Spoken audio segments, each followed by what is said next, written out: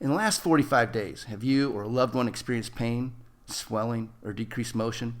Specifically, where is the problem, or where are the problems? Are we talking about the neck, back, knee, ankle, hip, shoulder, elbow, wrist, or hand? How often is the pain there, and how bad does it get? How long has it been there? Have there been unintended consequences like additional pain, discomfort, nausea, etc. from the treatments that have been recommended so far? What's the impact? What are some of the things that are important to you that you're currently missing out on? Do you feel like a burden to others? Where did you love to go, and what did you love to do before that you can't do now? Sports, hobbies, activities with family?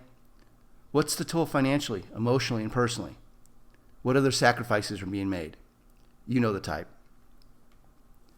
Maybe you haven't done anything yet. You just decided to tough it out and see what happens, but you've noticed things aren't getting better on their own. Degeneration is continuing, maybe even accelerating. Maybe you've tried what seems like everything, and the pain is still there, keeps coming back, or has even gotten worse, because again, old approaches have been more focused on masking or dulling the pain rather than healing the degeneration or damage to the body that's causing the pain. Maybe the doctors caring for you advise against specific drugs or a surgery because excessive risk factors could literally make it a life or death issue. I met a business consultant and author years ago. His name was Tom Trevisano, and in a personal conversation he had with me before he passed away, he said something I never forgot. It was actually a conversation about business and executives who hesitated to make unpleasant or unpopular decisions, the types who ignored data and relied more heavily on a positive winning attitude.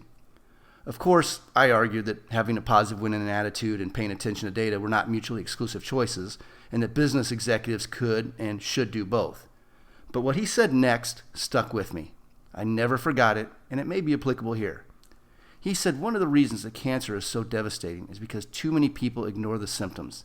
They take the pain as long as they can until the pain is so great they can't take it anymore. And when they finally decide to do something about it, it's too late. Had they paid attention to the warning signs and taken action immediately, the results could have been very different for many of them. When it comes to injuries and our ability to heal, especially as we get older, our bodies are not like wine. We don't get better with age. The fact that we're here now, having this conversation about your health and your personal challenge, is giving me cause for optimism. If you were ignoring the symptoms, then you wouldn't be here right now. You'd be off somewhere else pretending everything was fine. Like in most industries, the best service providers tend to specialize and don't try to be all things to all people. I think that pretty much holds true to providers in the stem cell industry as well. We don't go to see an eye doctor about an earache, just like we don't go to an Italian restaurant to order barbecue. Speaking of food and recipes, that reminds me. The best stem cell therapy providers will not only have an area of specialty, but they will also follow the best practices and treatment protocols consistently to maximize the probability of successes that they have helped previous patients in their area of expertise experience. Much like a famous chef follows a recipe for a signature dish and can make a dish taste amazing each and every time, the chef has to pay attention to the smallest details and follow the exact same steps in the exact same order, using the exact same ingredients in the exact same amounts, cooked for the exact same amount of time, in the exact same temperatures. If stem cell therapy is something you wish to explore as an option, we can't stress enough how important it is to get properly screened.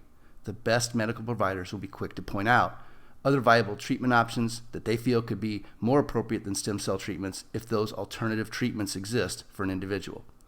For example, depending upon conditions and the individual, the best solution may not be stem cells.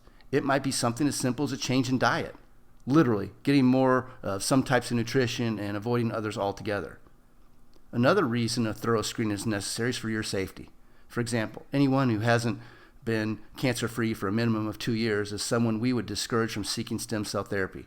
It's a deal breaker for our licensed healthcare providers, and they won't do it. The focus and specialty of our practice is around diagnosing and addressing orthopedic issues.